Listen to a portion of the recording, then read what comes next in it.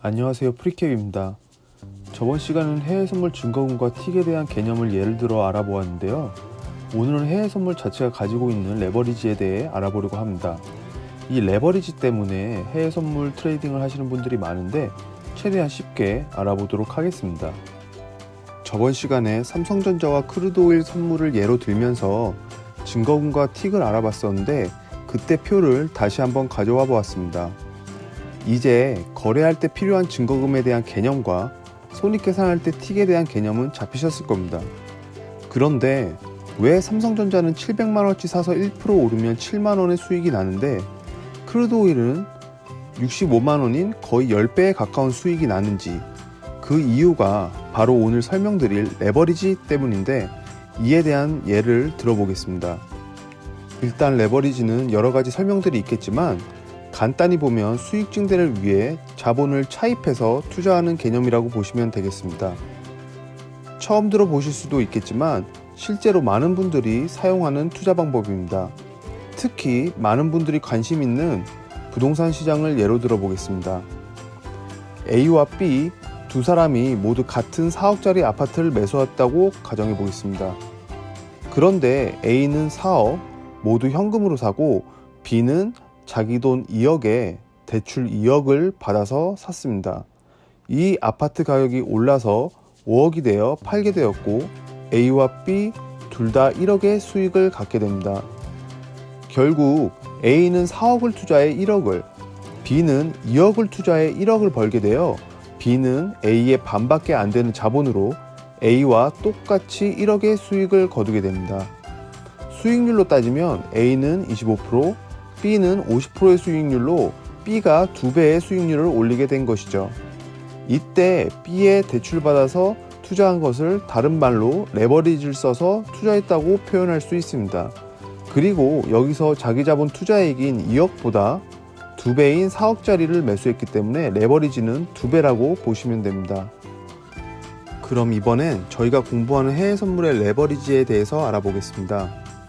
물론 종목마다 조금씩 다르지만 항상 예로 들어왔던 크루드오일 선물을 알아보겠습니다. 왼쪽을 보시면 CME 거래소의 종목 정보표를 가져왔는데요.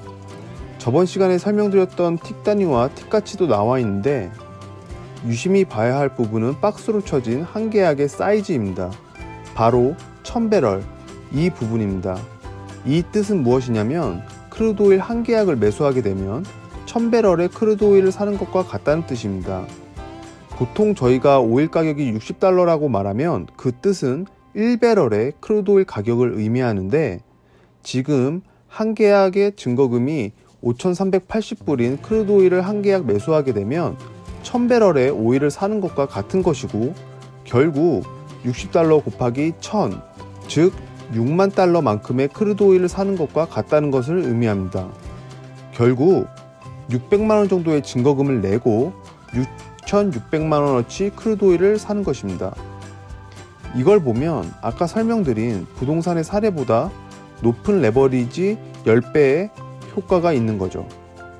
그렇기 때문에 똑같은 자본으로 삼성전자 주식을 사는 것과 크루드오일을 샀을 때 자산 변동에 따른 수익이 차이가 날 수밖에 없는 것입니다.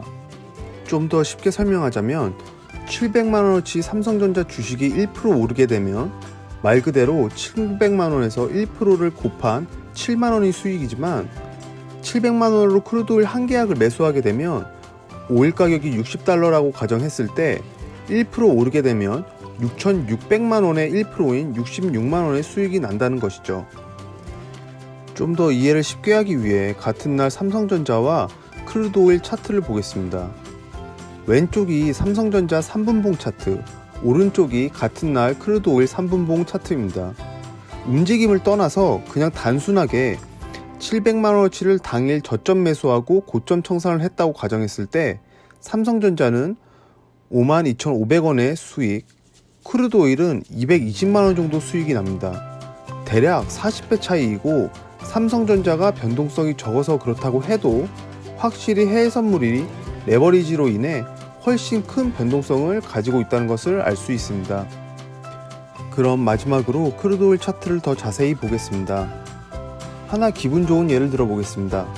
차트에 표시한 부분을 보시면 이해가 더 빠르실 겁니다. 이게 주식 차트였으면 1번이나 3번에서 사서 4번에서 파는 게 제일 좋은 케이스겠죠. 하지만 선물은 저번에도 말씀드렸다시피 양방향 매매가 가능하기 때문에 1번에서 사서 2번에서 팔고 2번에서 매도로 진입해서 3번에서 팔면 양방향으로 모두 수익이 가능합니다. 거기서 또 3번에서 매수해서 4번에서 팔면 한 계약만으로 대략 300만원의 수익이 가능하죠.